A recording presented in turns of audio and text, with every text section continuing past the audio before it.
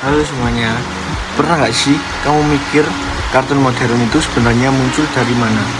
Sebelum kita kenal Mickey Mouse, Bugs Bunny, atau anime-anime modern, dunia animasi sudah punya sejarah yang panjang banget, penuh eksperimen, dan kadang agak gila. Hari ini kita bakal jalan-jalan singkat tapi padat, mengulik 3 tonggak penting dalam sejarah animasi. Yang pertama, Phantasmagoria, salah satu animasi pertama di dunia. Nah, yang kedua, Felix the Cat, ikon besar era film bisu. Dan tentunya zaman keemasan animasi antara tahun 1928 sampai 1960, era dimana kartun jadi fenomena global. Oke, duduk santai, siapkan nostalgia, dan ayo kita mulai. Kita mulai tahun 1908.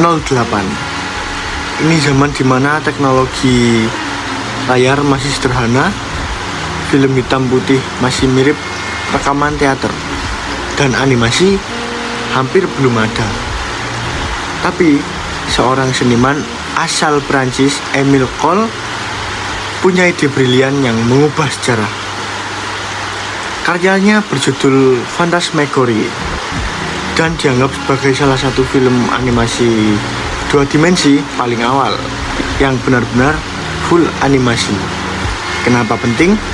Karena Cohl bukan cuma menggerakkan gambar sedikit-sedikit, tapi menciptakan rangkaian visual yang terus berubah seolah-olah mimpi yang mengalir bebas.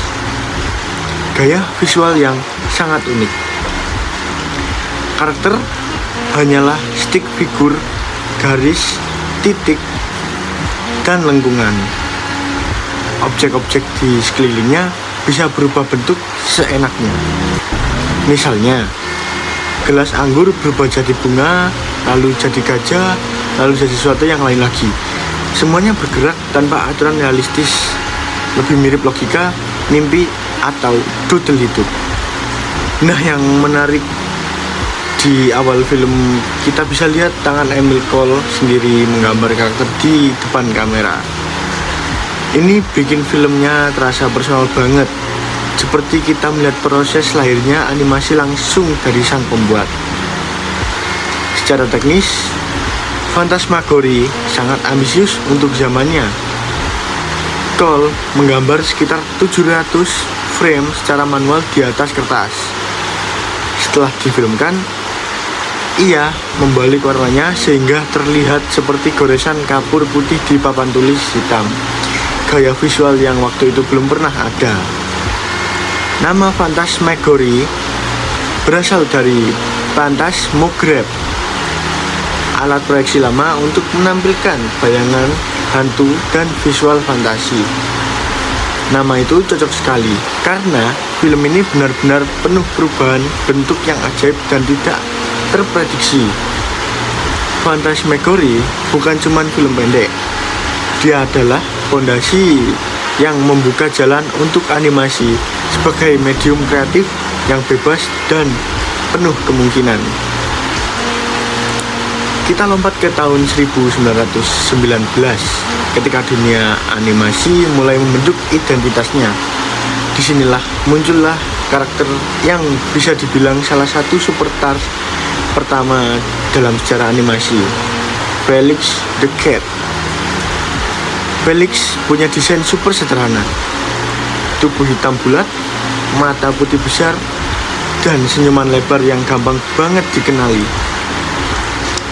Kesederhanaan itu membuat Felix sangat fleksibel, ekspresinya hidup, gerakan komikal, dan mudah dianimasikan. Kesederhanaan itu membuat Felix sangat fleksibel, ekspresi hidup, gerakannya komikal, dan mudah dianimasikan. Tapi, asal-usul Felix sebenarnya penuh misteri. Secara resmi, karakter ini dikreditkan kepada Pat Sullivan, pemilik studio dan kartunis. Tapi, banyak sejarah film meyakini bahwa animator utama studio itu Otto Mesmer. Ia adalah orang yang benar-benar menciptakan dan menghidupkan Felix melalui ide desain, dan animasinya. Perdebatan ini masih berlanjut sampai sekarang. Felix tidak hanya populer di layar lebar. Tahun 1923, ia muncul di komik strip, dijadikan mainan, souvenir, poster, bahkan lagu jazz populer berjudul Felix Keep on Walking. Di era film bisu, Felix adalah superstar global. Dia muncul hampir di setiap bioskop. Tapi semua berubah ketika teknologi baru muncul. Pada akhir 1920-an, film bersuara meledak. Dan sayangnya, Felix tidak berhasil beradaptasi. Studio Pat Sullivan mencoba membuat kartun bersuara pada tahun 1929. Tapi kualitasnya jauh tertinggi dibandingkan standar baru yang diperkenalkan Disney lewat Mickey Mouse. Produksinya akhirnya berhenti sekitar 1932. Felix sempat comeback kecil pada tahun 1936. Tapi kejayaannya tidak pernah kembali seperti masa lalu di film bisu tersebut. Meski begitu, Felix tetap jadi ikon penting, bukti bahwa karakter sederhana bisa jadi fenomena besar jika dieksekusi dengan kreativitas tinggi. Nah, sekarang kita masuk ke era paling berpengaruh dalam sejarah animasi. Zaman keemasan berlangsung kira-kira dari 1928 sampai awal 1960-an. Era ini dimulai dengan satu momen legendaris, Mickey Mouse dalam Steamboat Willie tahun 1928. Ini adalah salah satu kartun pertama yang menggunakan sinkronasi suara secara presisi. Bukan cuma musik, tapi efek suara, langkah kaki, siulan, semuanya terkoordinasi dengan animasi. Dampaknya luar biasa. Kartun mendadak terasa hidup, penonton terpukau. Setelah suara, inovasi berikutnya adalah warna. Disney kembali memimpin lewat serial Silly Symphonies. Episode yang paling penting adalah Flowers and Trees tahun 1932 yang memakai teknologi Technicolor 3 strip membuat warna lebih cerah dan stabil. Film ini memenangkan Oscar pertama untuk kategori animasi yang langsung mendorong studio lain untuk ikut berlomba. Lalu persaingan besar mulai membentuk, dan inilah yang membuat masa keemasan ini dinamisi dan inovatif. Nah, yang pertama, Walt Disney Studio. Disney membangun reputasi dengan karakter yang manis, hangat, dan berjiwa keluarga. Mickey Mouse, Donald Duck, Goofy, dan Pluto. Mereka juga memproduksi film panjang animasi pertama di dunia, yaitu Snow White and the Seven Dwarfs tahun 1937. Diikuti Pinocchio, Bambi, dan Fantasia.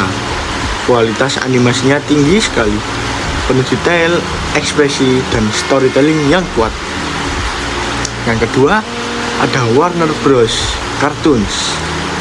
Di sisi lain, Warner Bros. Membawa gaya humor yang sangat berbeda. Cepat, slapstick, penuh punchline, dan seringkali satir. Karakter-karakternya hampir semua ikonik.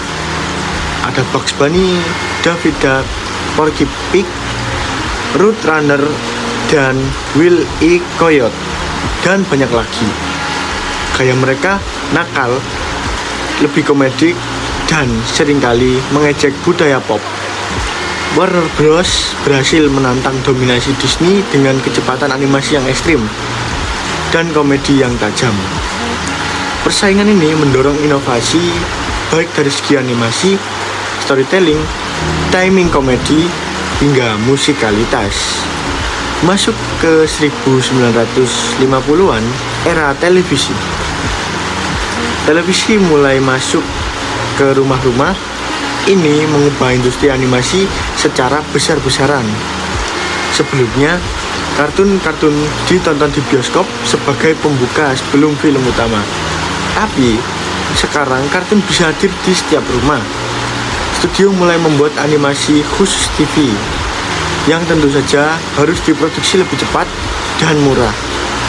Maka muncullah gaya limited animation yang memotong jumlah gerakan tetapi tetap mempertahankan humor dan karakter yang kuat. Contoh paling terkenal adalah karya Hanna-Barbera di akhir 50-an. Era 1928 sampai 1960-an ini akhirnya menjadi fondasi utama animasi modern. Dari teknologi, karakter, sampai genre komedi visual, semuanya terakhir di masa ini. Jadi, kalau kita urutkan, sejarah animasi bergerak dari manusia lidi, surrealis, di fantasmagori, ke bintang global pertama dari era film bisu yaitu Felix the Cat, hingga ledakan kreativitas raksasa di zaman keemasan animasi. Dalam 50 tahun saja, animasi berubah dari eksperimen manual menjadi industri besar yang membentuk budaya pop di dunia. Dan jejak para pionir ini masih terasa sampai sekarang, baik melalui kartun, film animasi, animasi 3D modern, ataupun anime. Semoga video ini bikin kamu makin menghargai proses panjang di balik animasi yang kita tonton hari ini. Kalau suka konten sejarah animasi kayak gini, jangan lupa like, share, dan subscribe ya. Sampai ketemu di video selanjutnya. Bye.